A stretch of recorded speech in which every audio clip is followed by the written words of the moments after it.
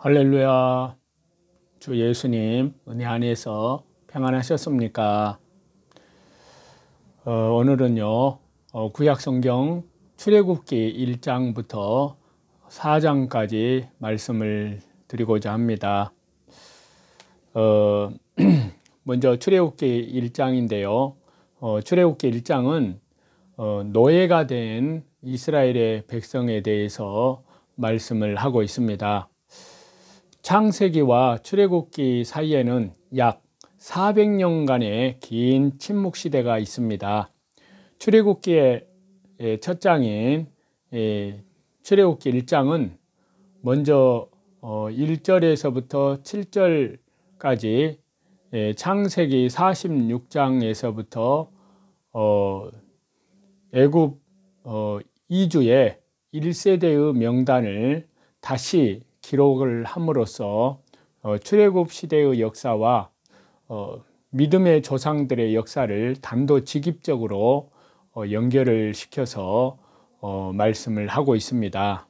이는 애굽 이주 이후에 400년이 흘렀지만 믿음의 조상들에게 주어졌던 구속사, 구원 역사의 언약은 언약 가문의 후손인 출애굽 시대의 이스라엘 백성들에게 면면이 연결되고 있음을 강력하게 시사를 하고 있습니다.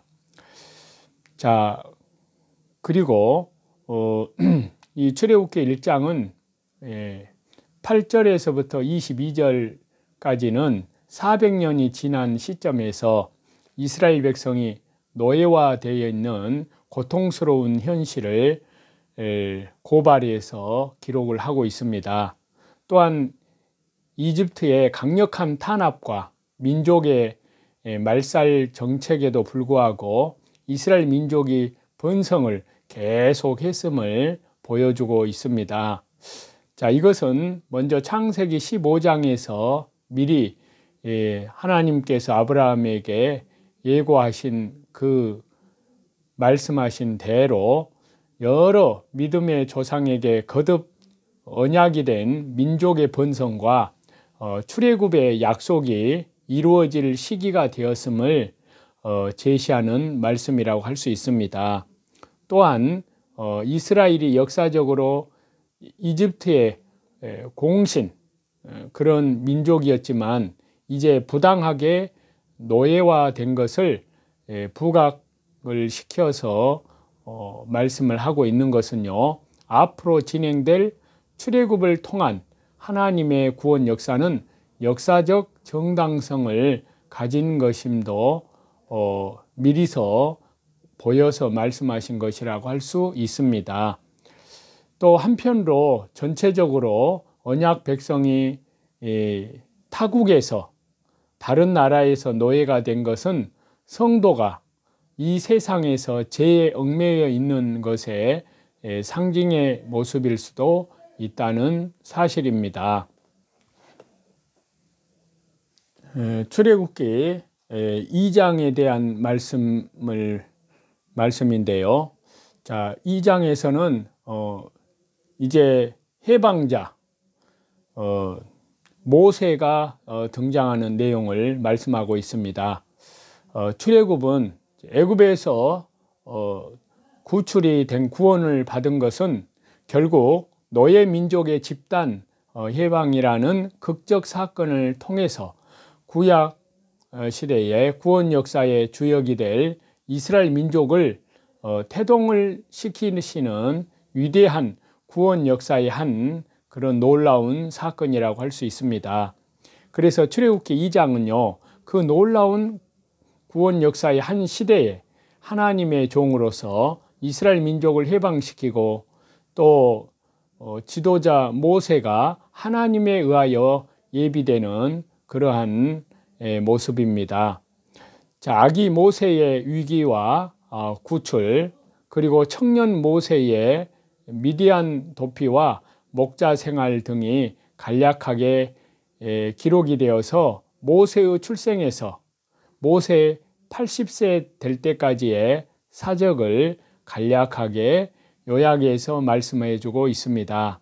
그리고 말미에서는 하나님께서 사랑하시는 이스라엘 민족의 고통이 극에 달하고 있음을 말씀하시면서 결국에 구원의 결정적인 때가 이제 도래하였음을 예시하여 구원자로서의 모세가 소명을 받은 출애굽기 3장 내용과 아주 자연스럽게 연결이 됩니다.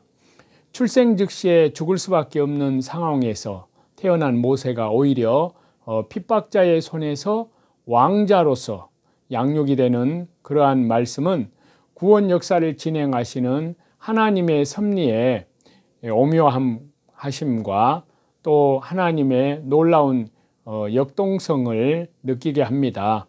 또한 40년은 궁중에서 부귀영화에 처하여 지도자의 자질을 닦게 하시고 40년은 광야에서 비천에 처하여 하나님의 종으로서의 자질을 이제 그 인격을 성장시켜 나아가시는 그러한 일상의 모습은 모든 시대 하나님의 종들이 갖추어야 할 자질의 요건을 깨닫게 해준다고 할 수 있습니다. 사실 이스라엘 민족의 조상들에게 종살이와 출애굽의 애언이 분명히 있었지만요, 400년이라는 너무도 긴 세월은 백성들을 이스라엘 국민들을 지치게 했을 수도 있을 것입니다. 하나님은 약속을 잊으셨는가? 약속을 이룰 힘이 없으신가? 회의와 비탄만이 있었을 것입니다. 그러나 창조주 하나님은 이처럼 분명하고 정확하게 하나님의 구원 역사를 진행시키기 위해서 그 누구도 깨닫지 못할 때, 심지어 당사자인 모세도 알지 못할 때 이미 하나님의 언약의 성취를 이루시기 위한 준비 사역을 행하시고 계셨다는 사실입니다. 다음은 출애굽기 3장의 내용인데요. 출애굽기 3장에서는 해방자 모세의 소명을 말씀하고 있습니다. 이제 도주자의 신세로 광야에서 양을 치고 있던 모세에게 이스라엘의 해방자로서의 소명이 부여되는 그러한 모습인데요. 그래서 1절부터 12절은 영광의 모습으로 현현하신 하나님께서 모세에게 이스라엘 민족을 구원하실 뜻을 밝히시고 그를 일단 그 사역의 일꾼으로 부르심을 보여주고 있고요. 13절에서부터 15절은 모세가 백성 앞에 서서 앞으로 진행될 구원 사역의 주체자로서 하나님을 잘 증거하고 확신을 줄 수 있도록 하나님의 살아계심과 하나님의 정체에 대한 새로운 계시를 주는 그러한 말씀입니다.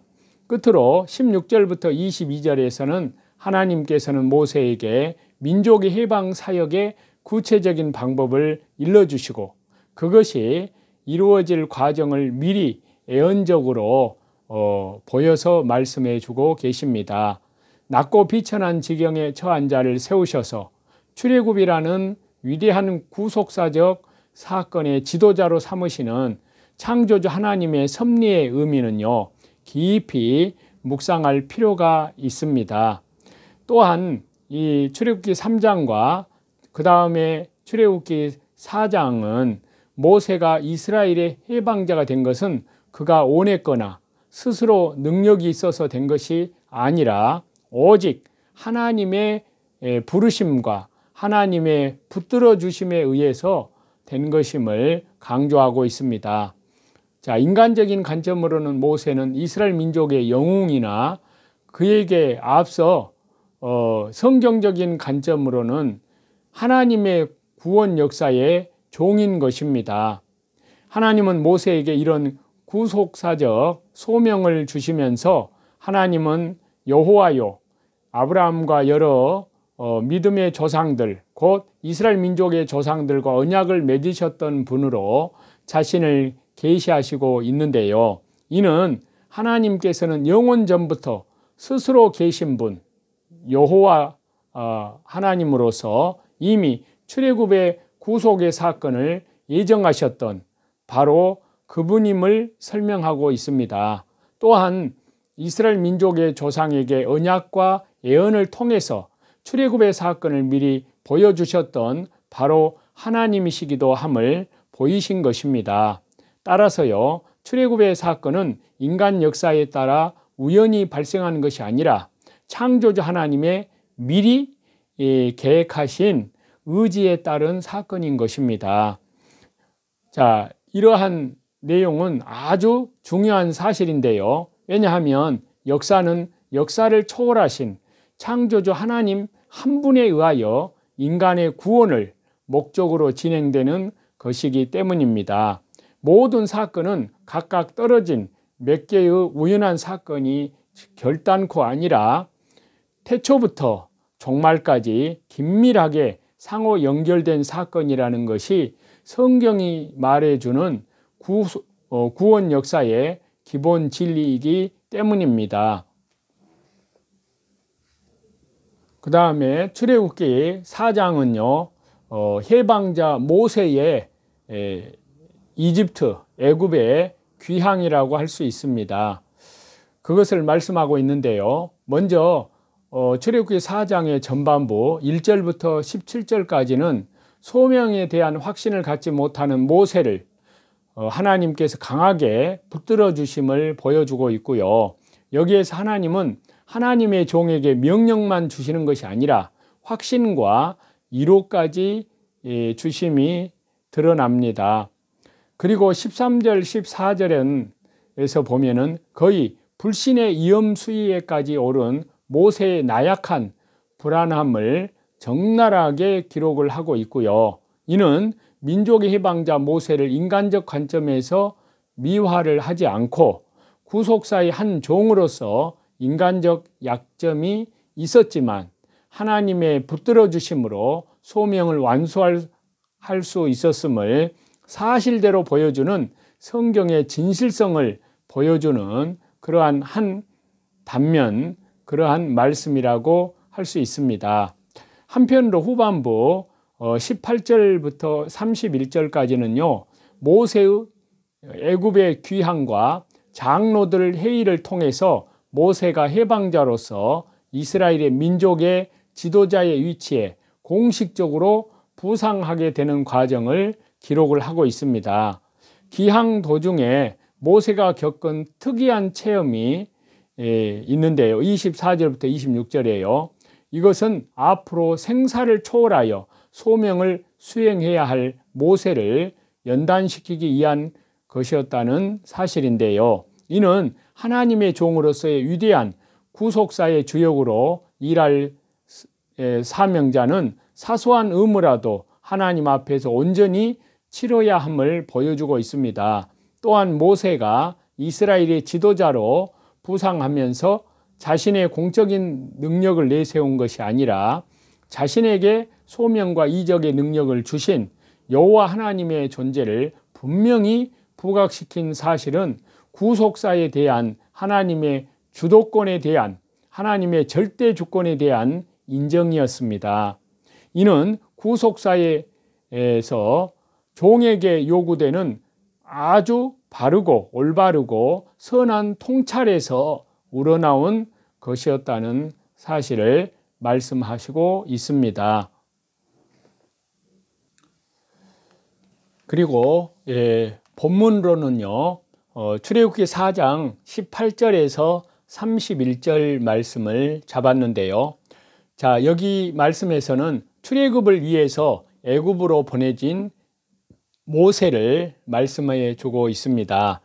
자, 하나님의 끈질긴 설득과 다함이 없는 사랑 앞에 마침내 전적으로 굴복하게 된 모세는요, 일단 가족과 헤어진 후에 확고한 신념을 가지고 고역의 땅 애굽으로 나아가게 됩니다.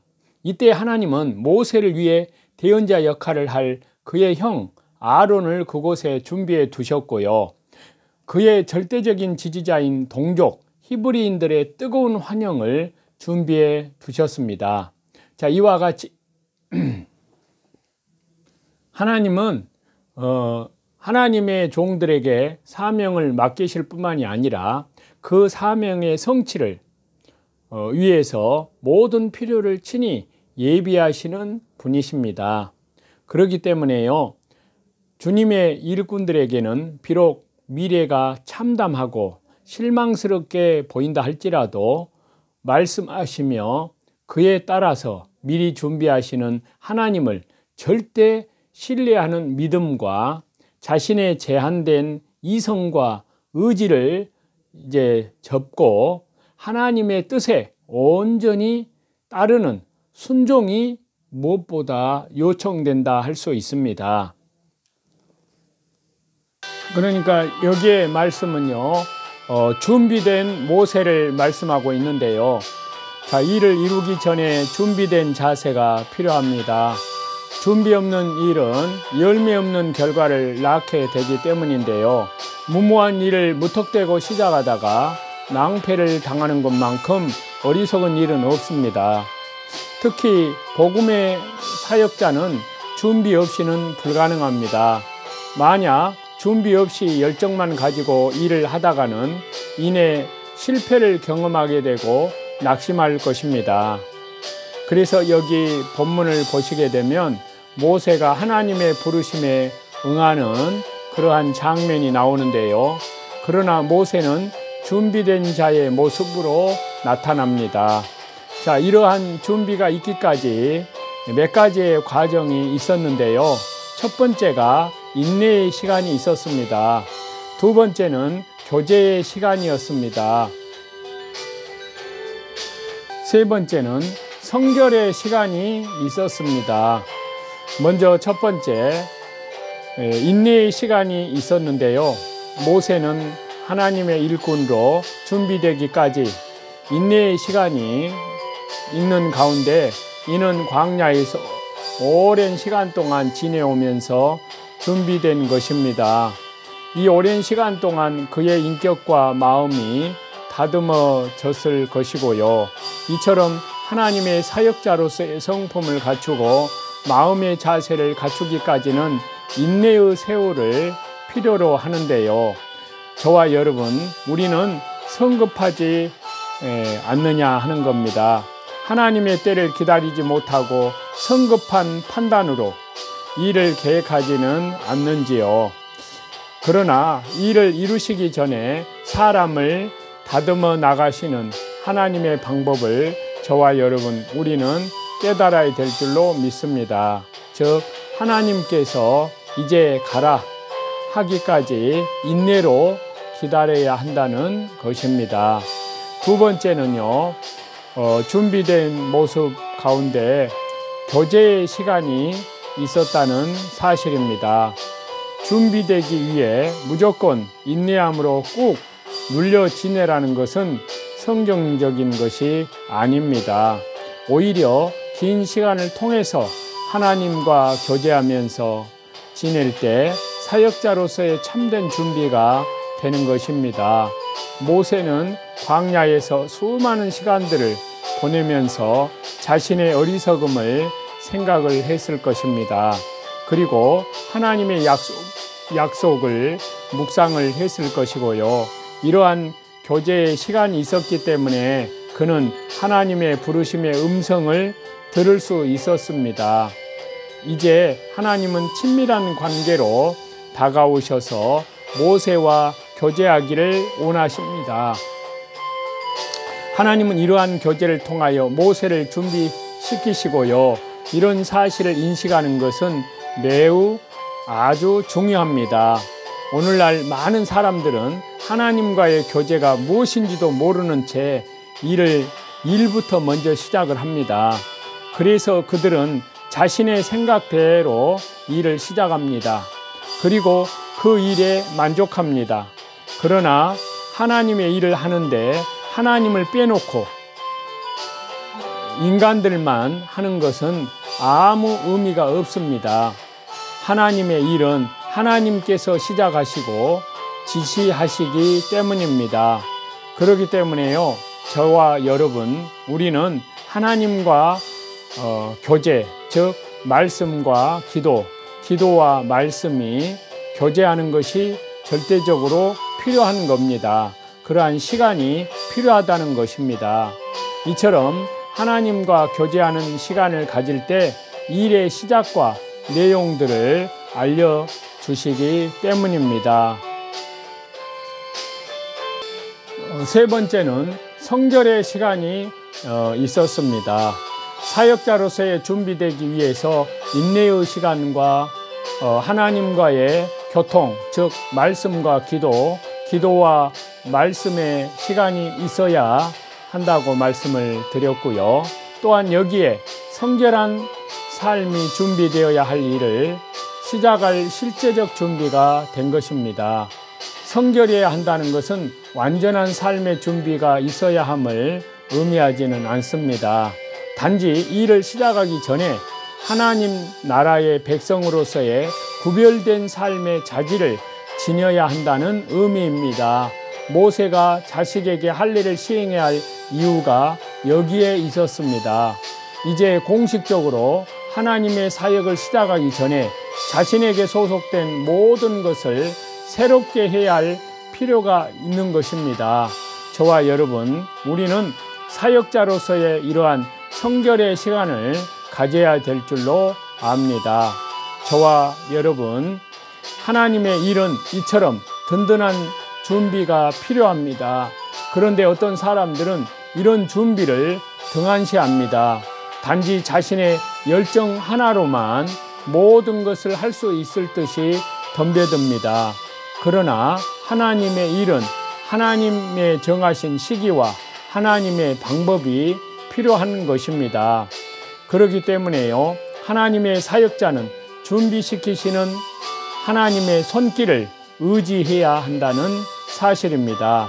인내의 세월을 거쳐서 하나님과 교통을 하고 성별의 시간, 죄로부터 모든 악으로부터 거룩하게 예수님의 십자가의 보혈로 거룩하게 구별되는 그런 시간을 가짐으로써 실제적인 준비가 다 되는 것입니다.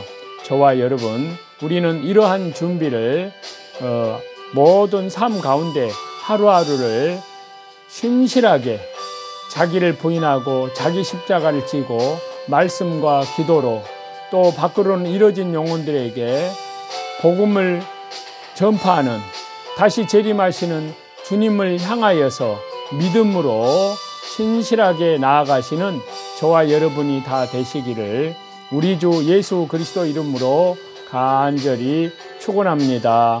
감사합니다.